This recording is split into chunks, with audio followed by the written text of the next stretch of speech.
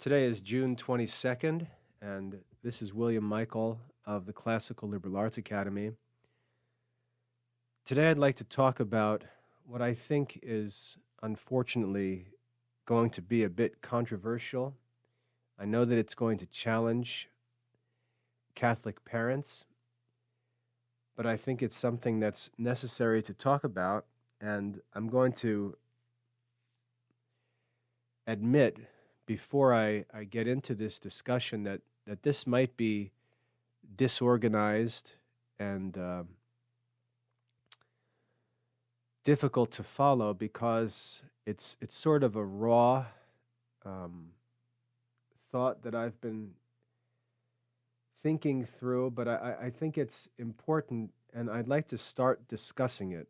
I intend to continue to develop and refine it over time, but it's just one of those things where it's on my heart in a way where it's a distraction, and I feel like if I don't talk about it, it's just going to continue to distract me. And even though I might feel that I'm not really ready to talk about this yet as I'd like to, I think getting the discussion started and allowing myself to get through at least one talk on the subject and getting other parents thinking about it will help us to make some progress. So I'm willing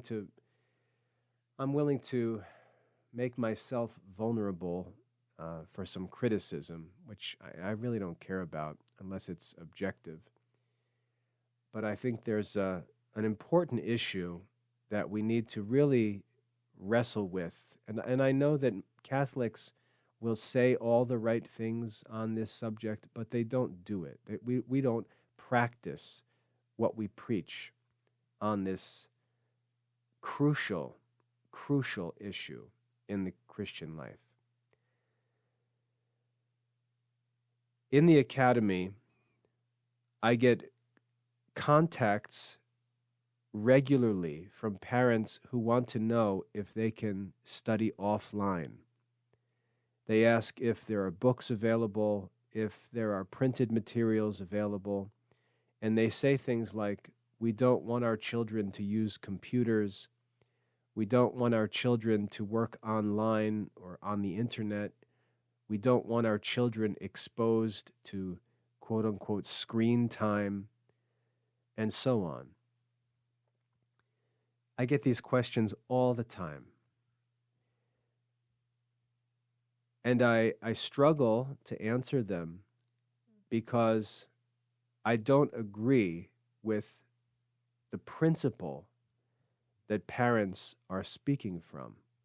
I don't agree with the principle. I understand what parents are really asking, even though they might not be willing to ask it frankly.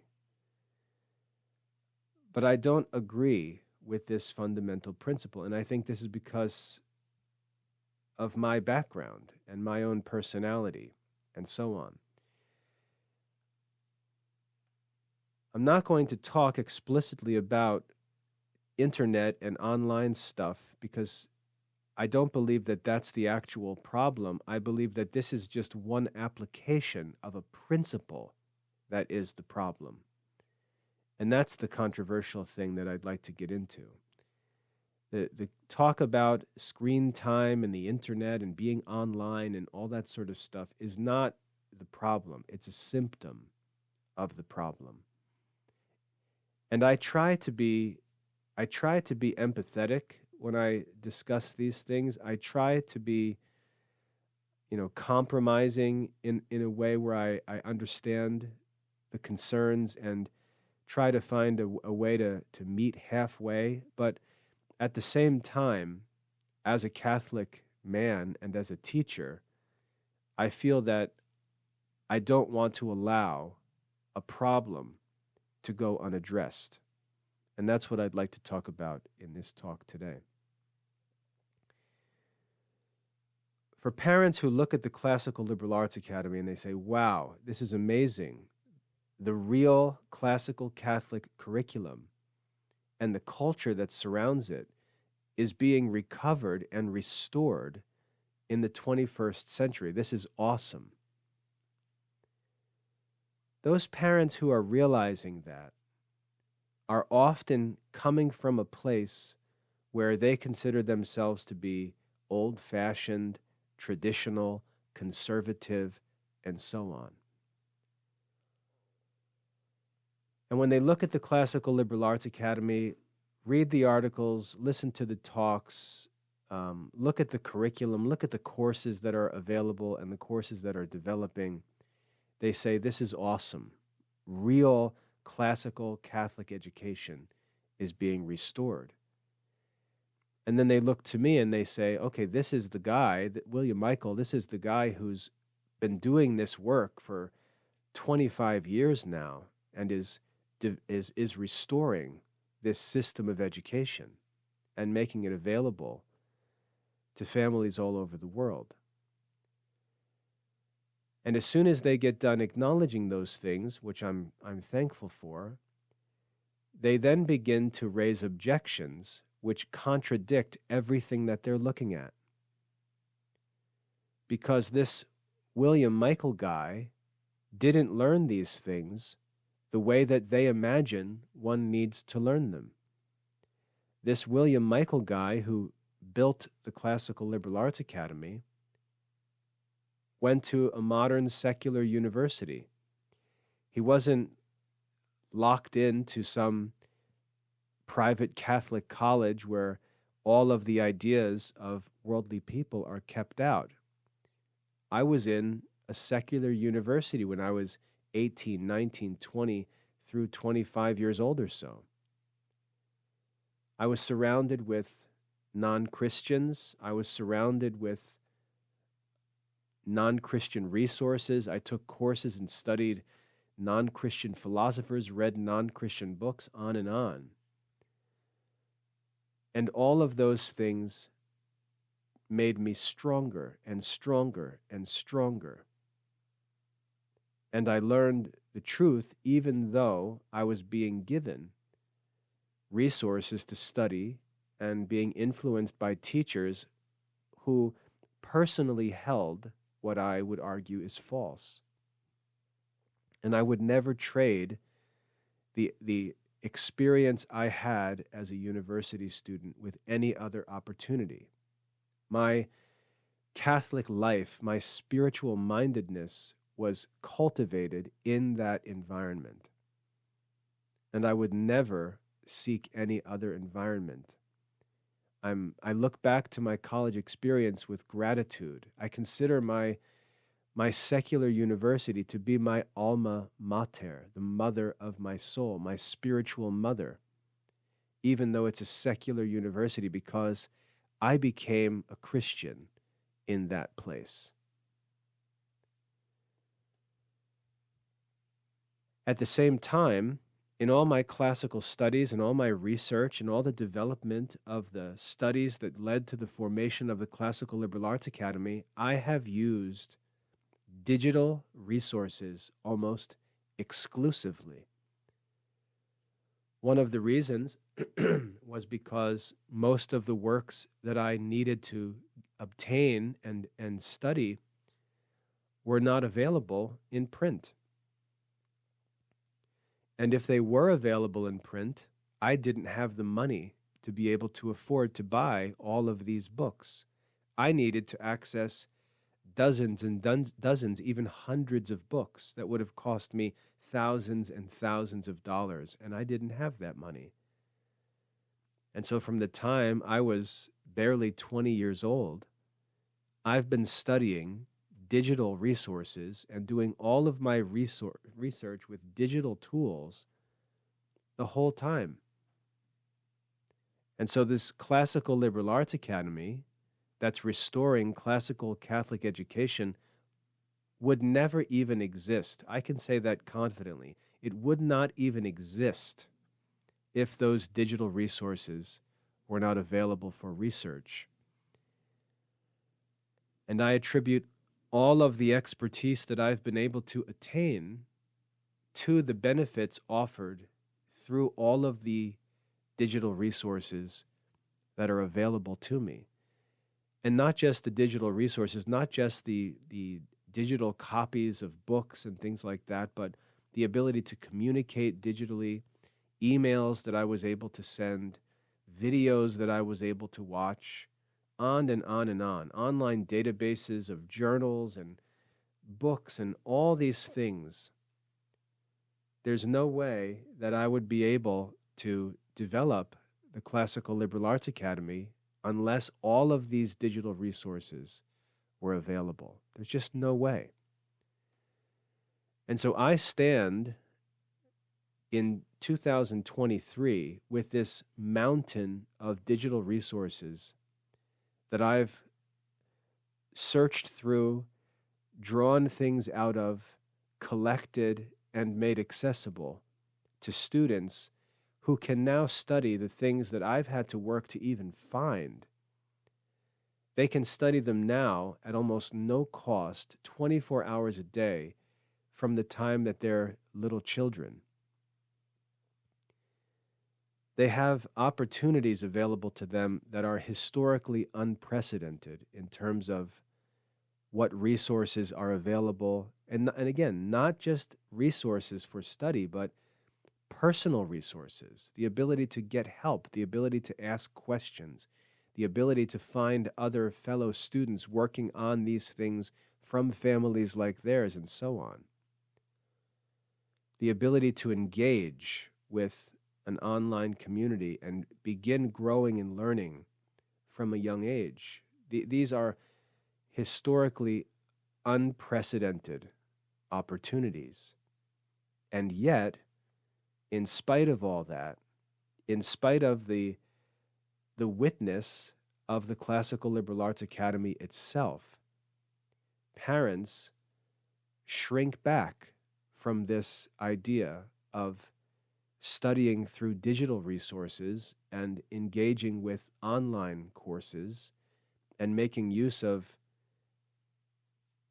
online resources and help.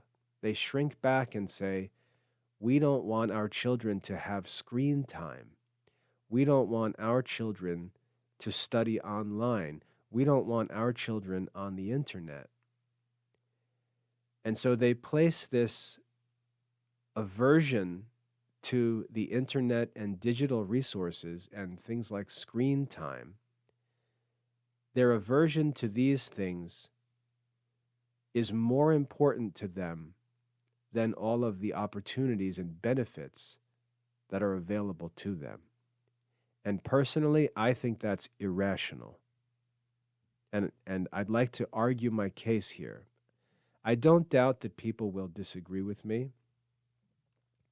I don't necessarily believe that my opinion on this is popular or it's going to be well received, but I'm going to make the case that the reason why I'm in the position as the teacher in the Classical Liberal Arts Academy, the reason that I'm the one who has actually accomplished the work of restoring classical Catholic education while other schools and homeschools just flounder in modern nonsense, is because I've been willing to enter into the difficulties that do come with using digital resources and the internet and online tools and so on.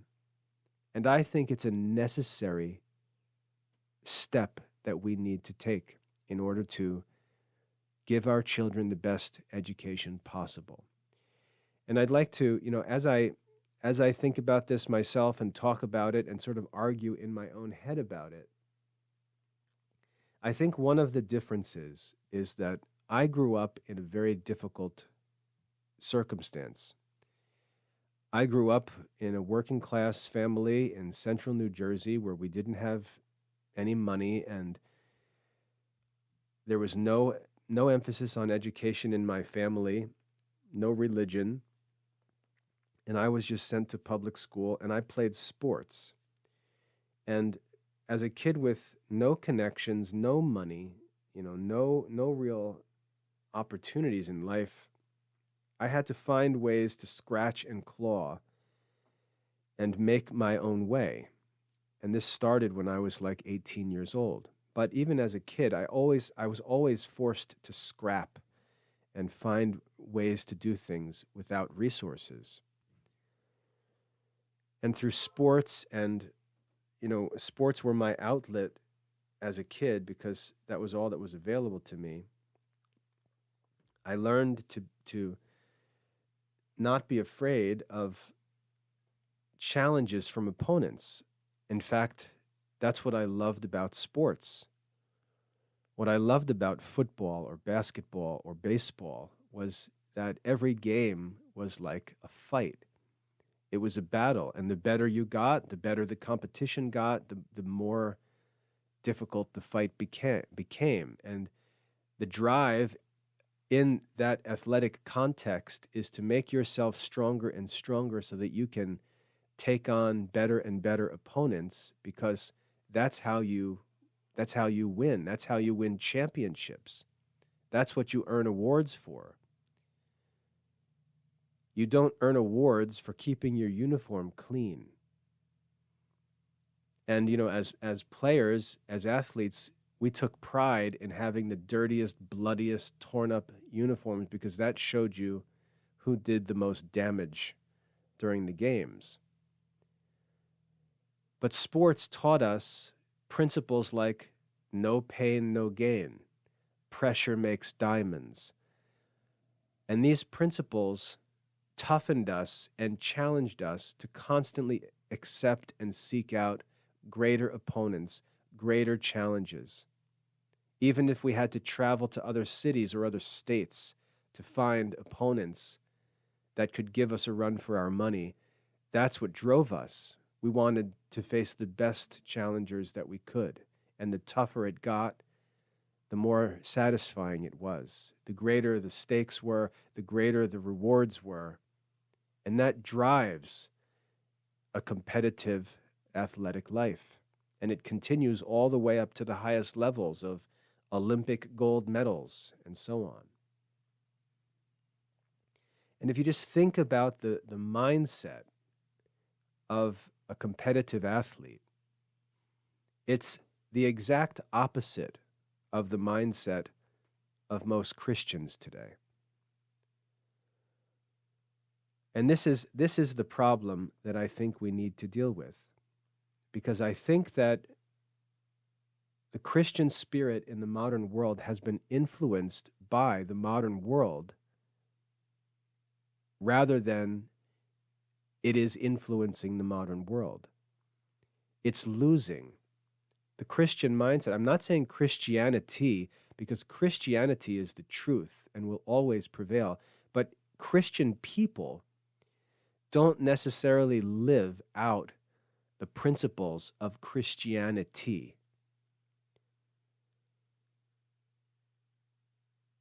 Modern society is influenced by a philosophical idea called Epicureanism. Epicureanism is based on a fundamental principle that any difficulty or pain is to be avoided. That's the definition of what's evil in life. Anything that's difficult, painful, unpleasant, and so on is to be avoided. That's the fundamental principle of Epicureanism. And in the ancient world, this philosophy was rejected by the great philosophers and virtuous pagans because they understood that to obtain desirable things, one needed to accept that there would be pains involved with it. But for the Epicurean, this life, this physical life, was all that there was to think about, and therefore any discomfort, any disturbance, any inconvenience, any suffering of any kind in this present life was unbearable, because to them this life was all that there was. They were materialistic. They were short-sighted. And they couldn't judge anything to be good if one had to endure difficulty or pain to obtain it. It's an effeminate philosophy, and it was rejected by the virtuous pagans. And on the other hand, in the ancient world, we had men like the Stoics, who were willing to separate their soul from their body, willing to sacrifice their body, to exchange their body for the sake of something that never ended. And this, of course, was a true aspect of their philosophy, which Christianity brought into clearer perfection through the resurrection of Christ. That this life and this body is not all that we are. And in fact, what there is to gain can't even be compared to what we might have to lose in this brief life. And that idea of trading what's material and present for that which is immaterial and eternal is the essence of the Christian life. That's what it means to live like a Christian and imitate Christ. To avoid sin is to trade short-term pleasure for long-term rewards.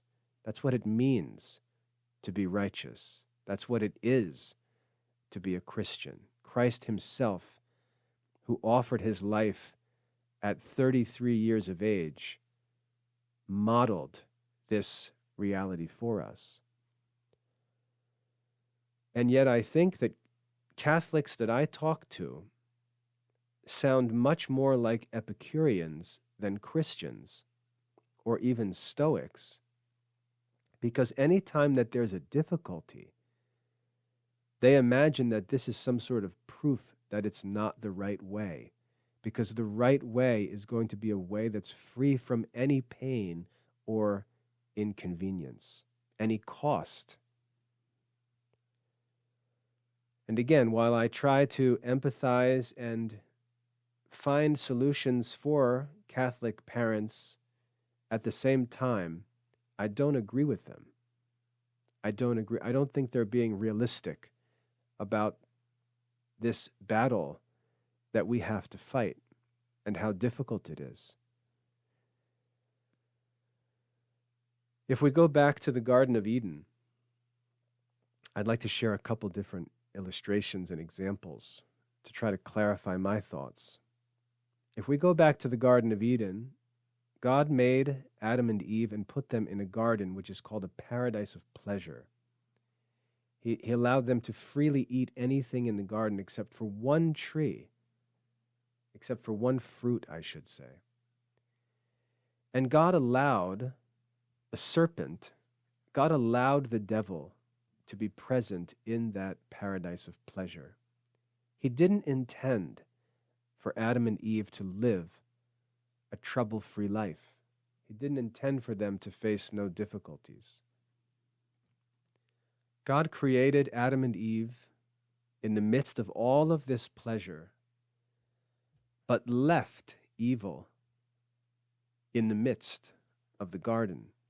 And of course, we know that the serpent tempted Eve, and she yielded to the temptation in disobedience. She was deceived by the serpent. And Adam and Eve fell into sin. And then, in God's mercy, he promised that they would have a second chance, that he would send a Redeemer. And he says this in the book of Genesis, in the Garden of Eden, to Adam and Eve and the serpent. He says that the seed of the woman will destroy the devil, will crush the serpent's head, but the serpent will strike the heel of the seed of the woman. Evil will be destroyed, but there will be a fight, and the one who crushes the serpent will suffer injury, but that injury suffered will not be as great as the victory that's achieved. And so what's shown to us is that in the gospel, God's people will crush the devil, but the devil will strike their heel. It will be a painful victory for God's people. God never presents us with an image of a pain-free victory. It's a painful battle that we need to be willing to enter into. We need to be willing to stomp on a serpent's head, and that serpent's going to bite. But we can crush that serpent's head. And of course, we do this in and through Christ and through the grace that we receive from Christ. But this is the nature of the Christian life. It's a fight against evil. And we're going to suffer if we're going to win. And yet, the modern Christian spirit, seeing the serpent, runs away from it, afraid that it's going to get bit, rather than being willing to get bit to crush that serpent's head. And this is what I think is the problem with the modern Christian spirit. It's afraid of suffering. It's afraid, and I'm not talking about this idle talk about, oh, well, we have trials and that's not what I'm talking about. Because trials are relative. Some people, consider getting up an hour early to be a trial. And meanwhile, we've got stories of martyrs being butchered. And yet we've got suburban Americans considering that they're suffering trial because they don't get the job that they want as they pursue even more income. Talk about trial can be relative, and that's why we can just become crazy when we get lost in this modern society. We need to look at the examples of saints and of Christ himself and see what trials really mean. Read the book of Job in the Bible and learn what a trial really is. And any saint or doctor of the church that you read will explain that when God intends to make a saint or sanctify someone, he puts them in the crucible. And this crucible, again, for me, is like to competition in sports.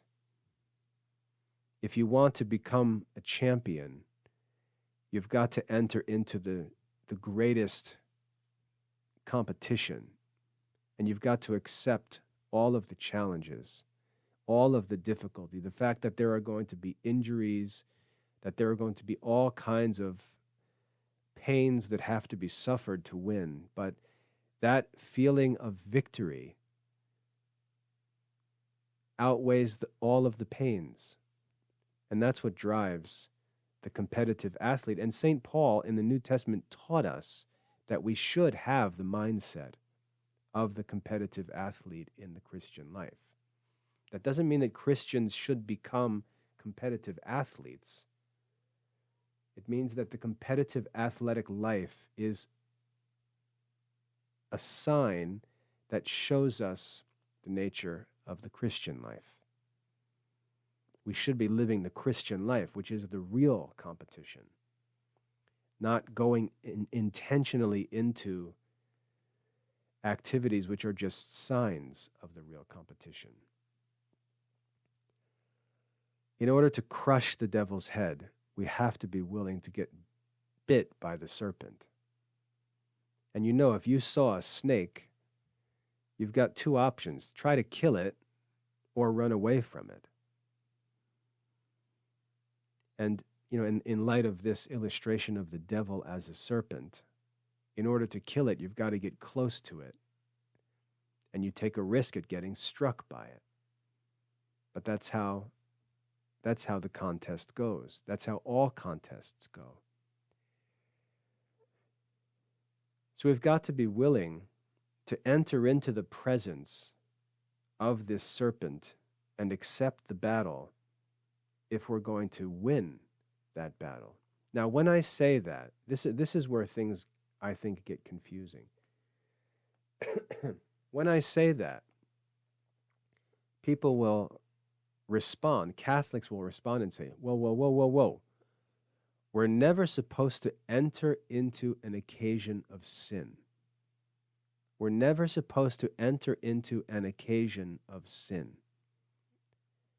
And that idea becomes a ticket out of any challenging situation.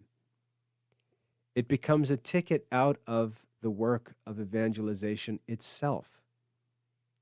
It becomes an excuse to retreat from the world entirely and to hide away in safety and isolation and think that because you're far away from the evil, that you are actually saintly. But that's not the nature of the Christian life. Jesus told his disciples not to come away and hide in the upper room where you're free from the reach of the bad guys. Remember, that's what the apostles did. When Jesus was arrested and crucified, the apostles retreated into the upper room where it was safe, where they could be in a place where there were no bad guys. And Jesus came to them and appeared to them in the upper room, told them that they were going to be given strength through the Holy Spirit, and commanded them to get out of the upper room and go into the world and make disciples. And that's what they did. They went into the world where all the danger was, and they made disciples in the presence of that danger, and they got their butts kicked when they did so. They were beaten, they were thrown in prison, some of them were put to death. They suffered and suffered and suffered, but they conquered. And we sit here today, 2,000 years into the history of this church, looking at this church which has spread through the whole world. And we see how the saints have conquered. And we see how their conquests came through their self-sacrifice. And this doesn't merely mean, by self-sacrifice, I don't mean they took a little less sugar in their daily coffee. I mean that they entered into places where they knew they were going to face danger, and they did it for the sake of obedience to the gospel and for the promotion of the gospel and to model the superhuman virtues that only Christians filled with the Holy Spirit can model. And when they've done that, the serpent has always struck them, but they have always crushed his head.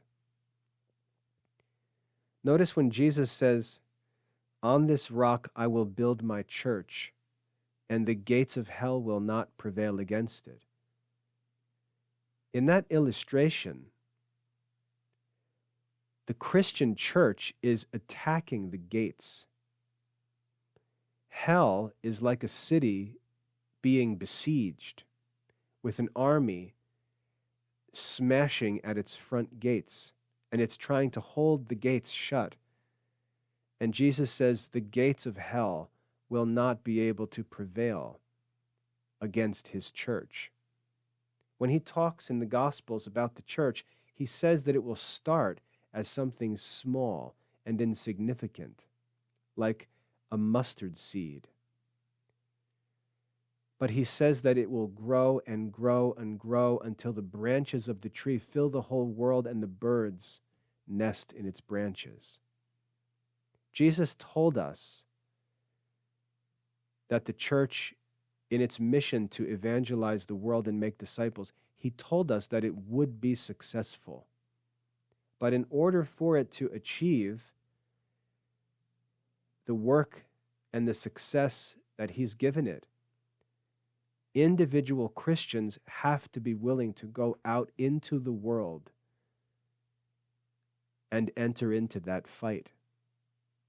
They have to be willing to be struck by the serpent in order to crush its head.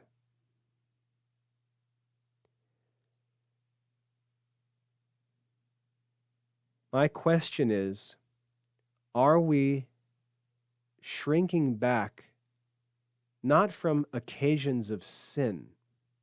And again, we've got to really clarify what it means for something to be an occasion of sin.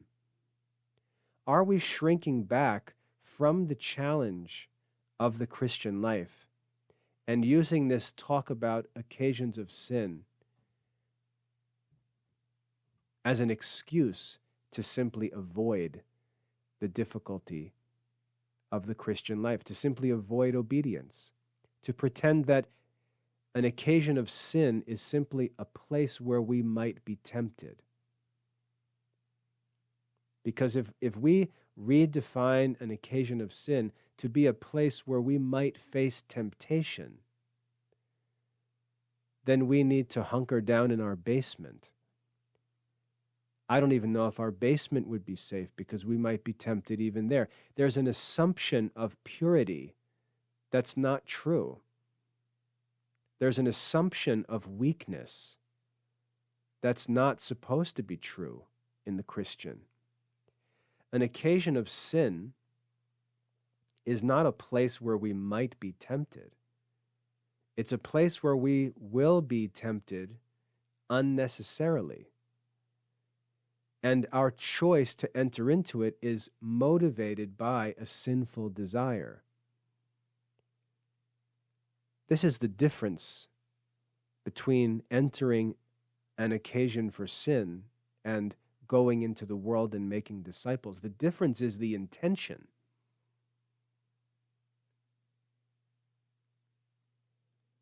So let's think about an example. Imagine if I know that on Friday nights there's lots of guys that I went to high school with, and they get together and they meet in a bar in town. And I say, I'd really like to talk to my old friends. I'd like to talk to them about life and introduce them to the Christian faith.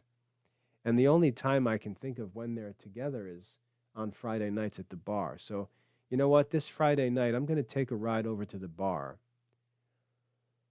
and see if some of my old friends are there on Friday night and just start to develop relationships with them because I want to evangelize them. Maybe I'll have a beer, but we'll talk about things, and I'll be patient and just begin talking about my own life, give my own testimony, and see if there's any interest among them in learning more about the Christian life. That person enters into that place with an intention to help people. And it's a sincere intention, and we can tell that it's a sincere intention by the way he behaves when he goes there. There's another person who wants to go to the bar on a Friday night because he knows that that's where all the immoral girls are, and he knows he can go there and get drunk with other people and can possibly fulfill his lusts as a result of going there. And when he says he's going to the bar, someone who's more conscientious will say, why are you going to go to the bar? You're just going to end up getting into trouble, and who knows what's going to happen if you go there. And he says, no, I'm just going for a few drinks just to hang out with some friends. First of all, his intention is dishonest. And secondly, he doesn't have the grace of a life. He doesn't have the strength to enter into a situation like that and actually influence others. And so these two people entering into the same environment are doing so with completely different circumstances. It's not the same thing. One is going into the world to make disciples. The other is going into a place where he's likely to be tempted to do things that are evil, which he's actually willing to do, but he's using his not entering directly into those sins as an excuse to suggest that he's actually innocent. The intention and the grace in the person reveals the difference between going into the world to make disciples and entering into an occasion of sin. So to pretend that because there is sin possible in that place for both men, that both of them are therefore entering into an occasion of sin is simply not true. It's not true. The Christian man has grace, and he has good intentions. He can make resolutions. He can even set some limits as to what he's going to do or how much time he's going to be there to guard against those temptations, to not even actually face those temptations. He can say, look, I'm not even going to talk to a woman. I'm going there to evangelize my friends. And so there are two completely different circumstances. But as I said, this difficulty, this challenge, this discomfort of this situation, he might go talk to his friends and get mocked. They might even get angry. That difficulty, that discomfort and inconvenience is often what Christians want to avoid, and they will dishonestly say that they don't want to enter into that place because it's an occasion of sin, which should be false for them. Should be false. And they do this pretending that they're so devout, so focused, so strong, so spiritually minded, so full of grace. And yet their behavior suggests that the opposite is true, that they're weak, and they actually don't have strength, and they're uncertain of their ability to actually resist temptation. And again, I'm not talking about being presumptuous, but we've always got to resist temptation, all day, every day. That's the Christian life. That difficulty of resisting temptation is not sin. And many people, I think, from my experience, put up this front of being extremely devout and extremely pious.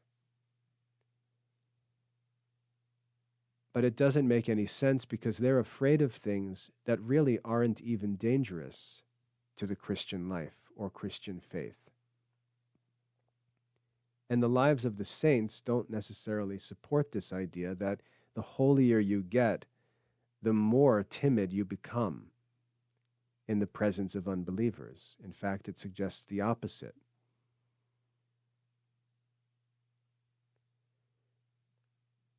We've got to be willing to enter into difficulties in order to achieve the goal of the Christian life. Another illustration I'd like to give is the illustration of a lighthouse. Why do men build a lighthouse? They don't build a lighthouse because they need a light.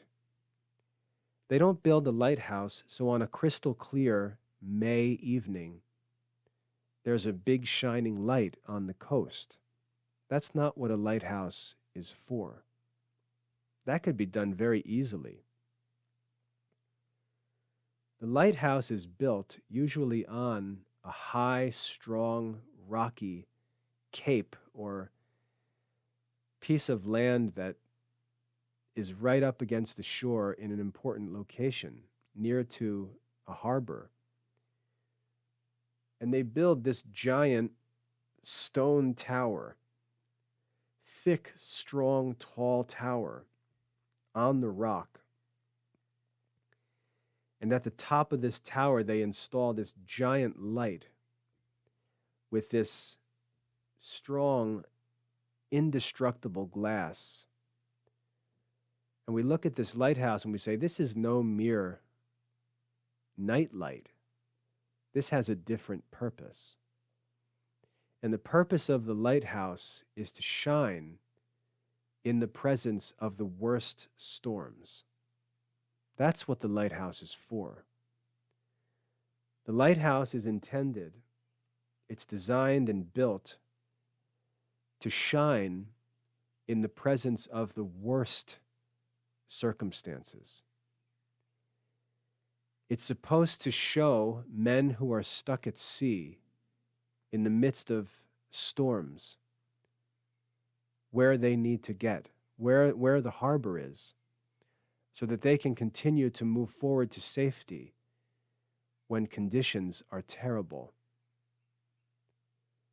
The lighthouse is only useful if it can shine in the presence of the worst weather. And the worse the weather gets, the more important the lighthouse becomes. That's the purpose of a lighthouse.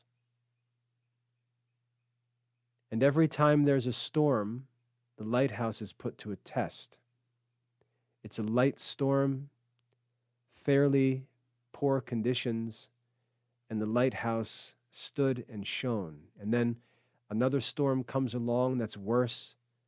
The lighthouse is tested again, and it stands strong and shines. And then a hurricane comes through. Let's say a lower grade hurricane comes through. Terrible storms, drenching rains, strong gusty winds, heavy cloud cover through the night, and the lighthouse stands firm and shines even through the hurricane. And as the hurricane continues to go through these tests, the sailors and those around begin to admire and respect that lighthouse more and more because it proves itself worthy of the name and character of a lighthouse. And Jesus says to Christians, you are the light of the world. You are the light of the world. And the light is not needed or valued in a place that's already filled with light. It's valued in darkness, and not just any darkness. It's valued in darkness when it's assumed that dangers are present. It's valued most when things could be dangerous. That's when the light is most useful. When you hear a noise in the night and you think something bad might be going on, that's when the flashlight or the outside floodlight becomes most valuable. Not in the middle of the afternoon. And most Christians seem to love the idea of being a light that shines in the middle of the afternoon on a clear, sunny spring day. And they want to surround themselves with other lights. They want to be in the brightest place. And when we do that, we have to wonder whether or not we're serving the purpose or serving the mission that we're supposed to be serving, because the place we're in doesn't need our light. And maybe that's why we like it.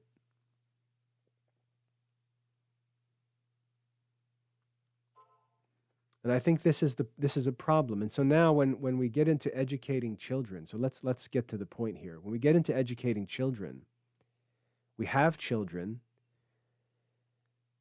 and think about what men and women are willing to endure for the sake of children. Women are willing to endure the greatest discomforts, maybe the greatest discomforts in this life. Women are willing to endure those discomforts for the goal of bearing a child.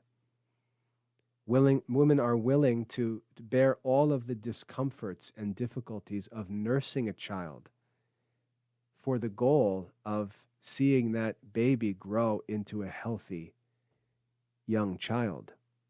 The goals are in the mother's eyes, and she's willing to suffer terribly for those goals. So we can see that the mothers have this ability. They are capable of understanding the need to suffer for the sake of some goal. And men, unfortunately fewer and fewer men, but still, men are willing to undertake all of the difficulty of going into the secular market and earning a living, not only for themselves, which is difficult enough, but for the needs of their wives, for the needs of their children, on and on. They're willing to take upon themselves that burden and carry it and suffer through all of the stress, all of the times of uncertainty, sometimes where there's serious trials of moral and ethical issues that threaten us with unemployment or with even the loss of a whole business that we've built. And they're willing to undertake those perils, as it were, for the sake of having a family. And so we can see that some men, and again, this appears to be fewer and fewer, and the same is true of women. With contraception and abortion, women also don't want to undertake these pains today more and more. But many women, especially Christian women, are willing to do so. And some men, especially Christian men, are willing to take upon themselves the pains of marriage and fatherhood and fulfill their duties responsibly. But then when it comes to the education of their children, their willingness to endure difficulty, I think, begins to wear thin. When they have to educate their children, the sacrifices that they're challenged with, the difficulties and the pains that they're challenged with become overwhelming. Because they were willing to have children. They were willing to start families because they thought of all of the benefits that they would gain personally from family life. They thought of all the fun stuff of family life. They thought of cuddling with the kids. They thought of birthday parties and, doing things together as a family.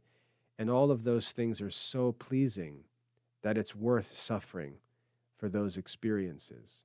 Constant companionship of children. There's so many benefits of family life.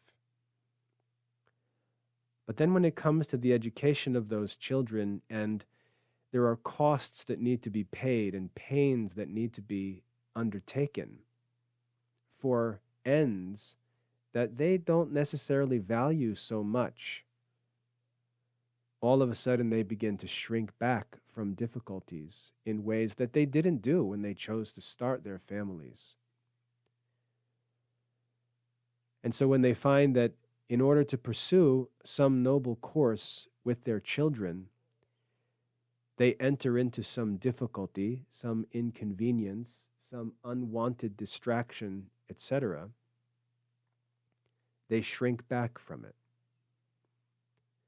And I think this is what's happening in the 21st century, in 2023. I think this is what's happening with Catholic families in the face of education and digital resources. I think that it offers so many benefits to parents, so many benefits to the children. I mean, I could just list the benefits on and on and on because I'm an example of what these digital resources allow a Christian individual to do. So many benefits, but they come with some cost. They come with some inconvenience. In order to use the internet, for example, the parents have to supervise their children. You can't just toss a book into the room and say, there, go read for a little while. The internet gives the children access to the most incredible collections of resources, and all that they require is supervision from the parents. But for many parents, that's too much to ask, unfortunately. So parents will say, well, we'd rather study offline, and of course that's unrealistic. They can't do the things offline that they have the ability to do online, and they're not going to do the things offline that could be done online. They're going to do much, much less. And they're going to pretend that it's simply a choice of one or the other when it's not such a choice. They have access to not only resources, but also people through online study programs. And they're willing to sacrifice the benefits of that help for the sake of the inconvenience of having to supervise the children while they use the computer. And they promise to make this heroic effort to give their children an education using printed materials that they're going to have to organize, they're going to have to buy and make lesson plans for, they're going to have to grade all the children's work, they're going to take all of these tasks upon themselves, but they're not going to fulfill those tasks. And so we're really not comparing apples with apples. We're comparing promises about offline education or book-based education with available realities, convenient, accessible realities, present realities. We're comparing promises with something that's actual. And the problem for the children is that those promises don't get fulfilled by those parents. It's not possible. If the parents would simply supervise the children, they could enjoy access to all of these things. And I think that, honestly, I think that's a much easier work to do if parents would be willing to do it than to try to build some 16th century book-based education for their children, which they're not going to actually keep up. They're just going to end up buying modern books and serving minimum standards, when all they would have to do is supervise. And even as the kids get into online studies and are using digital resources and doing all kinds of good things, bad things come up. Kids waste time. I remember one time I caught one of my children, he was on Google when he was supposed to be studying, and he was using Google search to look up images of deep sea creatures. And so he was wasting time one day looking up all of these scary deep sea fish that can be found. He was scrolling through pictures of deep sea creatures. Okay, I don't want him doing that, but it's really not that big of a deal, considering taking him off the computer entirely is like spiting yourself. And you can say, oh yeah, but there's far worse stuff on the internet than that. To be fair to the companies that build these search engines and run the internet for us, I think it's unfair to say that they don't make reasonable efforts to block harmful things from innocent internet users. You've got to seek things out. You've got to turn off safe search settings in Google to even start to see bad things. And that's after you have explicitly entered search terms that seek them out. And now, first of all, that's not going to happen if a kid is supervised. And secondly, even if it does happen, it's not the internet's fault. You've got a kid with a problem that needs to be dealt with. Maybe a problem that keeping him away from things would not allow you to discern. And you need to deal with that problem as his parent, as the one responsible for his discipleship. And it could be a blessing in disguise that you were able to uncover a particular weakness or bad disposition while there was time to educate him and help him. But you see, that work of discipleship, I think many parents are shrinking back from. And what they want is an environment where the kids can do their schoolwork that's free from those difficulties for the parents. And I just think that's being lazy. I think that's lazy. I think we've got to be willing to enter into these challenging situations to disciple our children and help them to grow, to give them access to all of these resources that are available to them and help them learn to use them with self-control, help them to exercise freedom responsibly. They have free will. They're not just overwhelmed by boogeymen as innocent little blank slates of goodness. They themselves have sinful inclinations, but grace is greater than those inclinations, and these temptations that they face are not great temptations.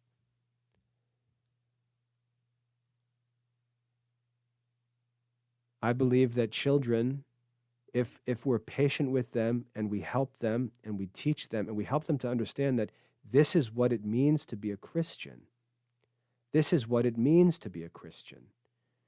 We practice self-control. We choose to do good rather than evil. We choose to keep focused and not allow ourselves to be distracted by things that are vain. That's what it means to be a Christian. That's what every man has to do at work. That's what every woman has to do when she goes to the grocery store.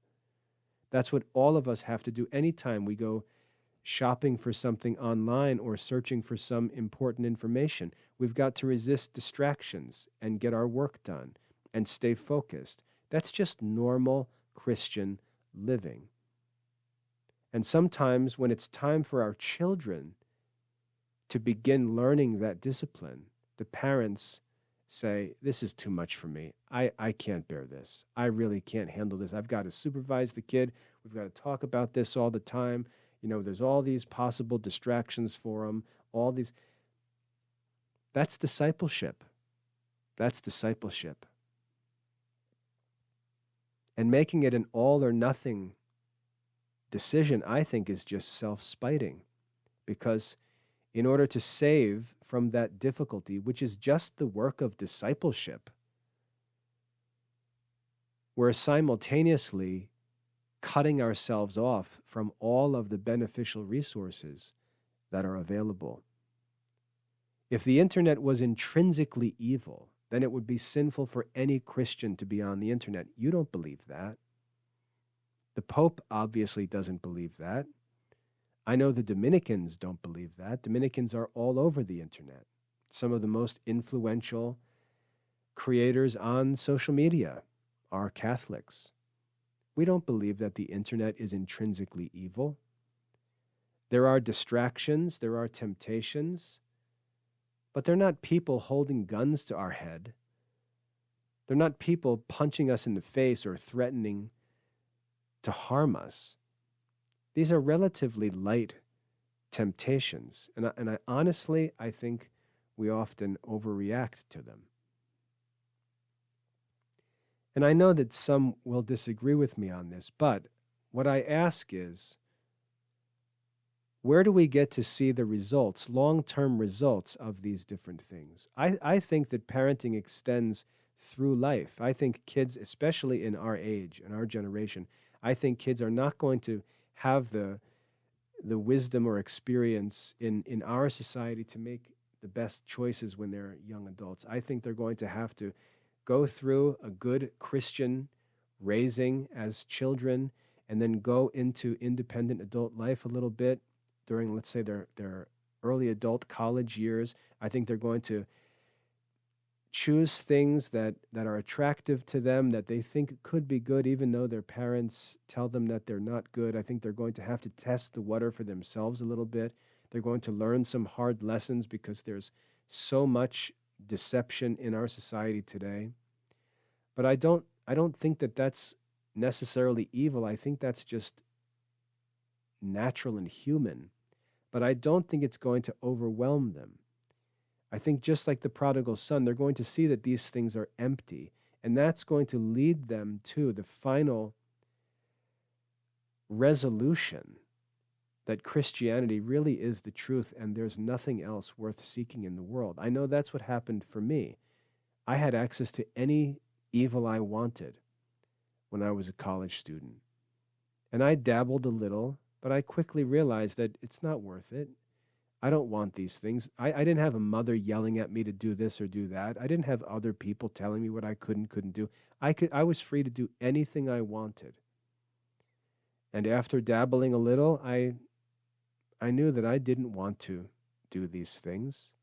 And I know that it was the grace of God that helped me to make those decisions. And our children need to grow in that same grace and reach that same level of resolution that this is true. This is what I believe, not what my parents believe, not what the church teaches.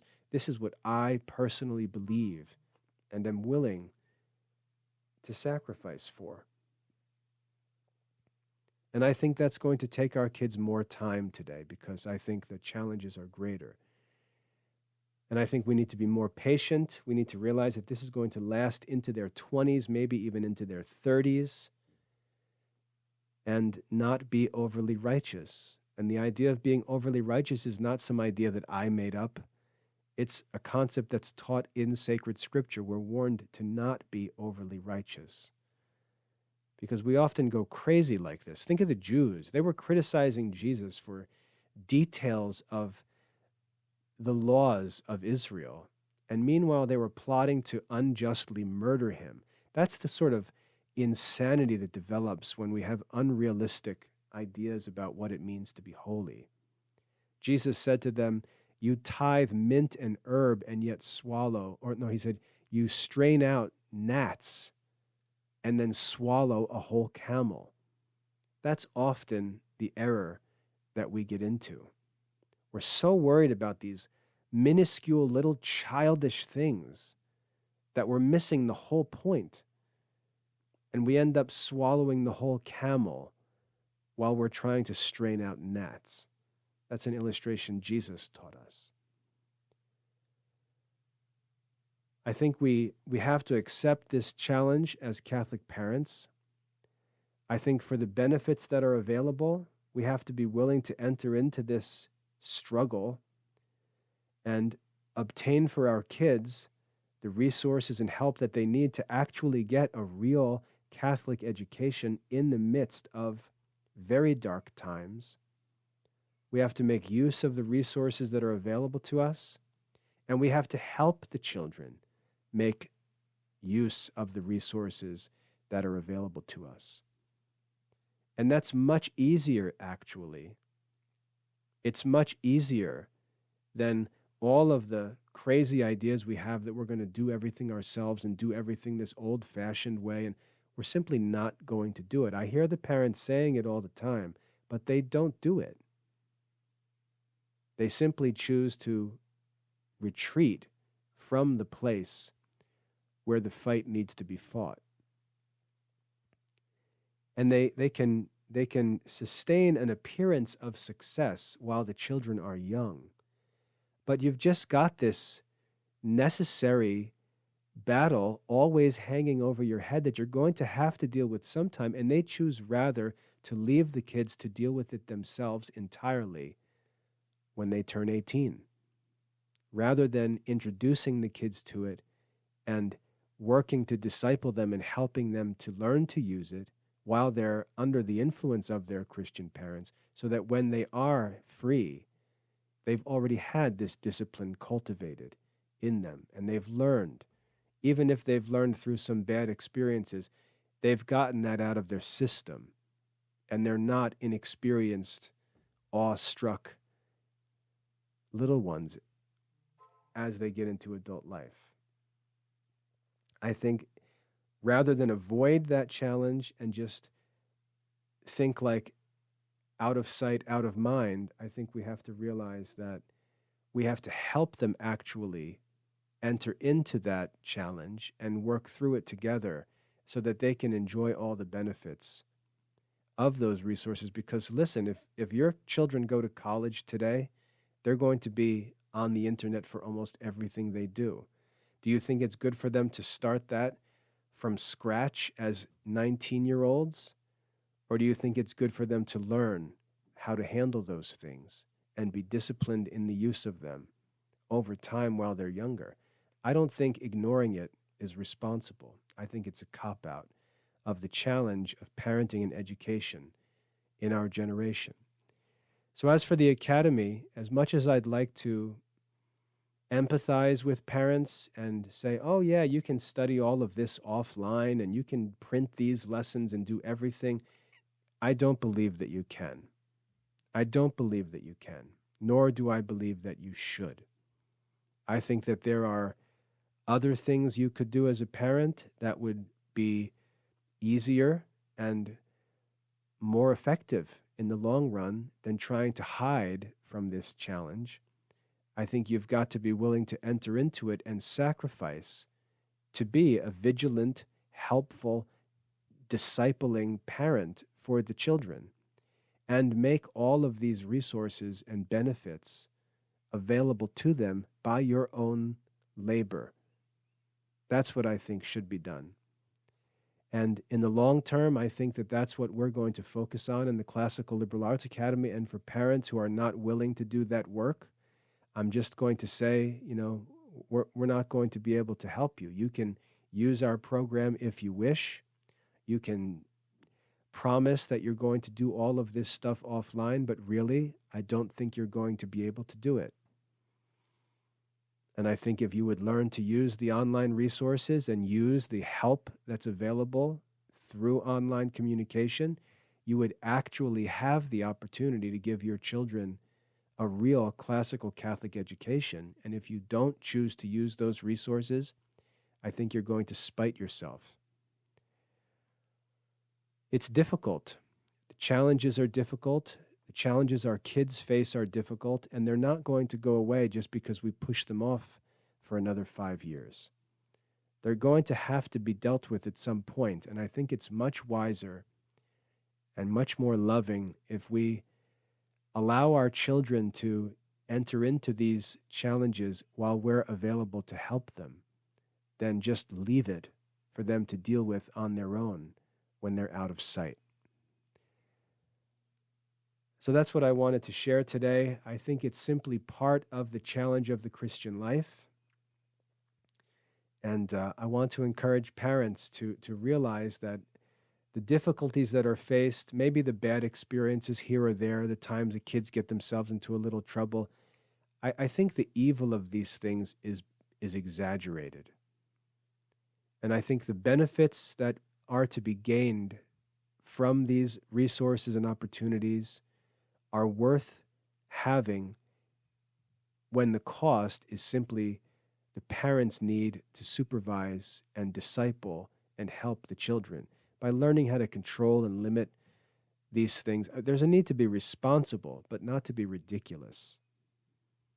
And it's easy for us when we're already married, we're already through college, we've already established our careers and so on, and we've been immersed in all kinds of worldly things along the way and have had to overcome them to get where we are, to pretend that we're just going to deny our children that same opportunity and leave them to deal with it in the future. I just think that's selfish, personally. We need to help our kids succeed in their own generation, and the circumstances of their generation aren't the same as the circumstances were in our generation. I'm going to cut this talk off now because it's well over an hour. I think I've shared effectively what I was hoping to share. Again, I made it clear at the beginning of this talk that this is an idea that's still pretty raw for me, but I wanted to get it out in the air for us to think about and talk about. I know that there will be people who disagree with me, but again, it's easy to disagree and make promises. What I ask is, are you able to disagree and actually do the things that you say you're going to do? Are you able to disagree with me and actually give your children a real classical Catholic education? I don't think you will be. And so let's make sure that if there's going to be a disagreement, that the conditions of the disagreement are fair. I hope that's helpful. God bless.